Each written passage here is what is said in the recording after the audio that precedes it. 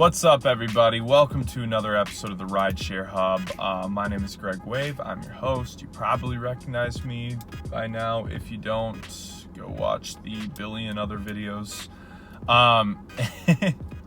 So today I'm going to be talking to you guys about the rent or lease program. I haven't ever leased a vehicle from Uber and Lyft, and I can't imagine I ever would. I can't imagine it's a good option. The reason why it's not a good option is because the rental program is out there. The leasing option, from what I've read about it, it's kind of like, so you have to, and if somebody has done it, correct me on this if I am wrong. Like, you can get in the comments and correct me on this if I'm wrong. But I believe there's like a lot of requirements for like what you have to do each week, just because they need some kind of guarantee. They're like financing this vehicle for you, you know?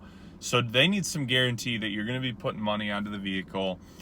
And so they put a lot of requirements. I believe there's an hour requirement, and I believe there's an amount of money you have to make. And I believe that like the first like $100 or $200 you make each week, correct me if I'm wrong again, but I believe that goes straight towards the leased vehicle.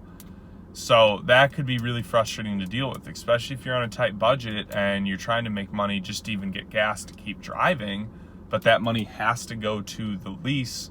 That's kind of tough. So what I'm saying is just do the rental program. I think the rental program's way better rather than like leasing a vehicle. I mean, it might seem cool to like have your own car, but like, if anything, rent the vehicle from Lyft and then save up and buy a car from an actual car place, or, you know, save up $4 grand and go buy a used vehicle, you know. I think a great option is just getting a cheaper car, you know, for maybe a main job you have or just for groceries. And then you use your rental car for Lyft and Uber and make your money through the rental car. But I can't imagine the leased vehicle would be a good option. I'm thinking the rental car is always going to be a better route. I mean, let's just think in terms of just like what we all generally know. Like, how many of us are trying to go out there and finance like a $12,000 to $20,000 car just out of the blue, you know? Not too often. So just because Uber or Lyft makes it accessible doesn't mean you should do it.